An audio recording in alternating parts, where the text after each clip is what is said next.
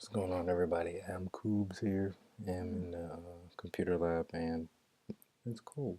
But so today's video, I guess I just want to talk about some of the stuff I've been learning. Um, Mainly just a video for me to review everything I've been learning. Specifically today, going through what will be like the second part of Mastering the Money Game by Tony Robbins. But it wasn't really the book. I don't have the book yet. But video series that he has about basically that follows along the book and the chapters and whatnot. Um, as we all know, like my purpose and one of my goals is like holistic sense of wealth. So that's with psychology in your mind, physically, physiologically, emotionally, and spiritually, and of course financially, right? So um, more on the money side, obviously, talking about a way to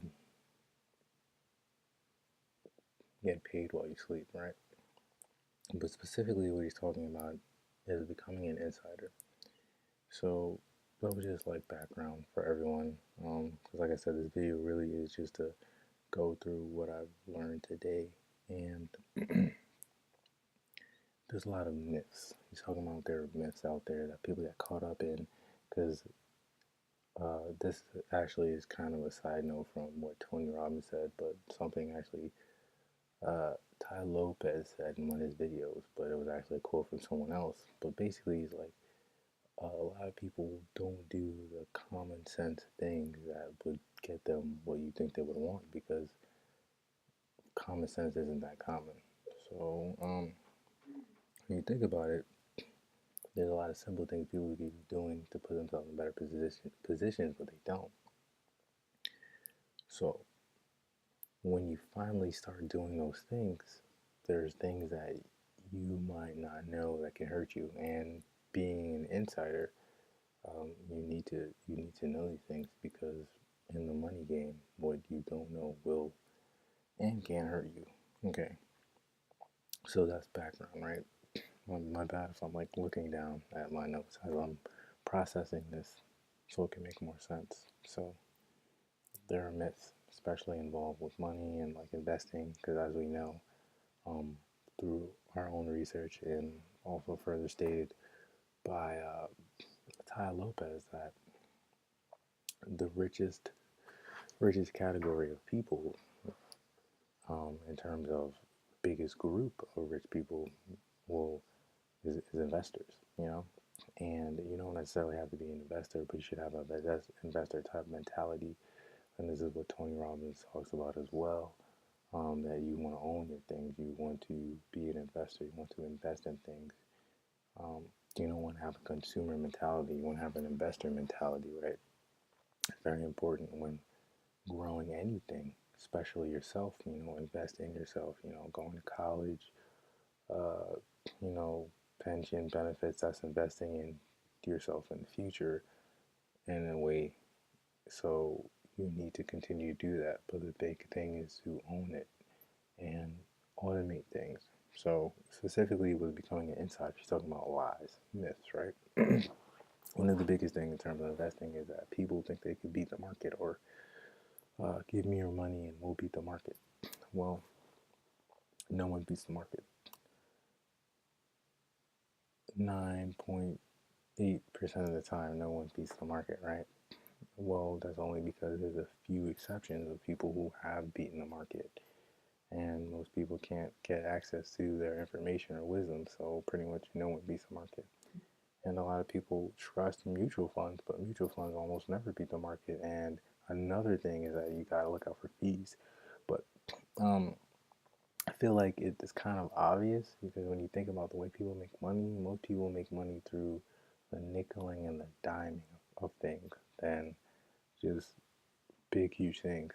Because aside from the book, a lot of people think that, you know, people are gonna make home runs in their lives. Like something huge or amazing is gonna happen to them, and then they're gonna make all this money, or then they're just randomly gonna be successful, or they're just randomly gonna have a great life. Like a lot of people think that, oh, I'm just gonna go to college and get a degree, and I'm gonna get this great job and then I'll pay off my loans and have a good life. And it's really not that simple.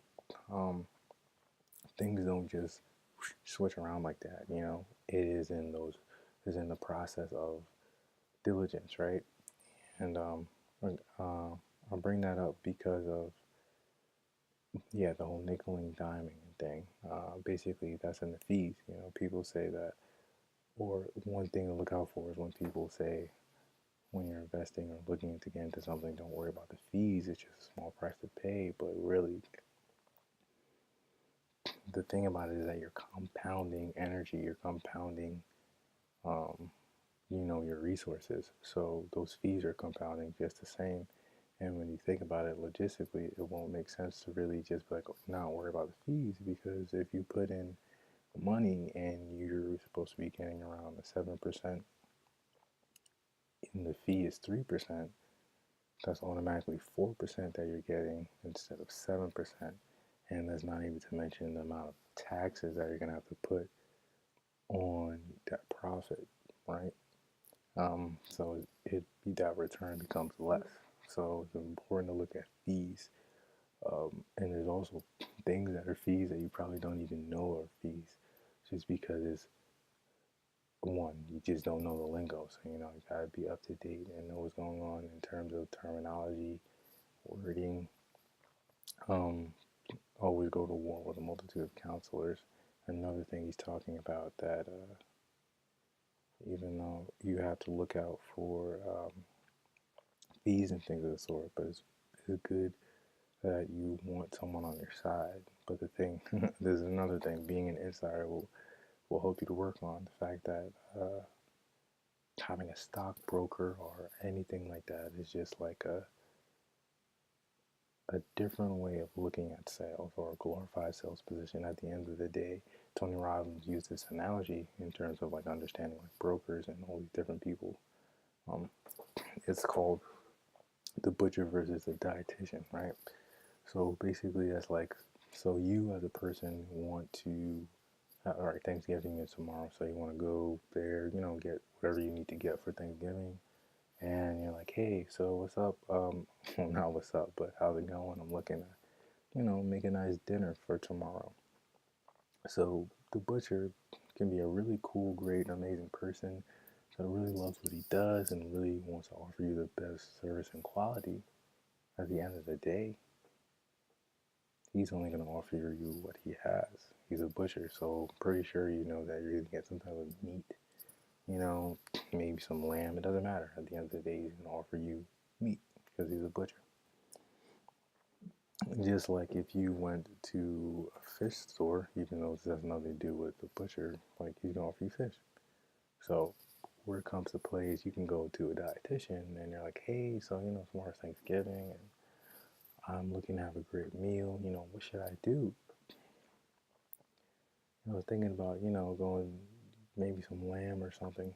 And then the dietitian would be like, well, that would be a good meal, but honestly, I think that you'd be better off substituting that lamb or heavier meat for maybe like some fish or poultry or something like that. Basically, that dietitian is legally obligated, by law, and like it's their job to make sure that they put your best interest forward, and maybe you're getting these advice because, health wise, you shouldn't be eating lamb, even though the butcher will offer you lamb because that's the best that the butcher has. So, when you're looking for people to help you in your endeavors, with all of this financial stuff, he's saying basically go for registered RIA, and I probably should have written out what that means, but probably registered investment something. Anyway, they're fiduciaries, right? Basically, people by law are legally obligated to put your best interest forward. So basically, if they found you a stock and you got into the stock and then they later on got into that stock for less, then they were legally obligated to give you their stock instead of a broker who could give you a stock or advise on a stock. and then get that same stock for cheaper. They wouldn't have to give that to you. You would think that they would because you know you're supposed to be on the same team, but that's not really the way the world works, as most people probably already know. Um, that's one thing, right?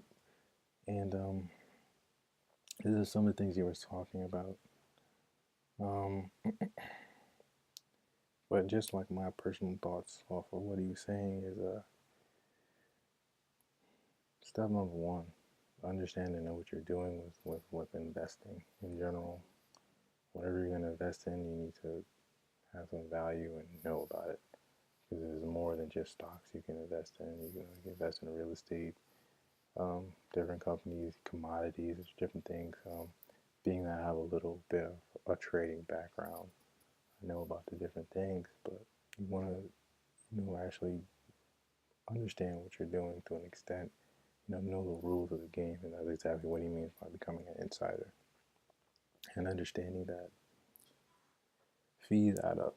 Fees and taxes, you want to put your money in the right place so you can maximize profit, but also minimize, the fees and all that good stuff. And stay away from mutual funds, basically. They're just out there to sound pretty, but they're not going to do much. Um, and what else? Oh, average returns. Average returns are not real returns. They're paper returns. Real returns is when you actually look at the numbers. Right? And that, again, just goes to understanding the territory. But the biggest takeaway for me out of this would be understand the concept of what is investing, what are these stocks or whatever you're getting into, and pay attention. Make sure you're around the right people that want to actually help you get to where you want to go. There's a lot of people who can give good advice, but is it good advice? Like, is it qualified good advice? Because a lot of people can have like a lot of integrity, but they lack the actual education and wisdom to give good advice. Well, outstanding advice, I would say, because if they have a position doing that, then obviously they have some type of something. But it's funny because he said, what, 46, around 46% of financial planners don't have a retirement plan, which is basically like meaning that they don't practice what they preach, which is interesting because pretty much damn near close to half, one out of every two financial planners do not have a retirement plan. That's saying something right there. So, as Tai Lopez would say, make war with a multitude of counselors. I quote him because I use some of the information that I learned from him. And pay attention and be an insider. Know the rules of the game before you get involved. Save your money up, but know where to put it. Um, hmm, that's pretty much most of what I got conceptual wise out of everything.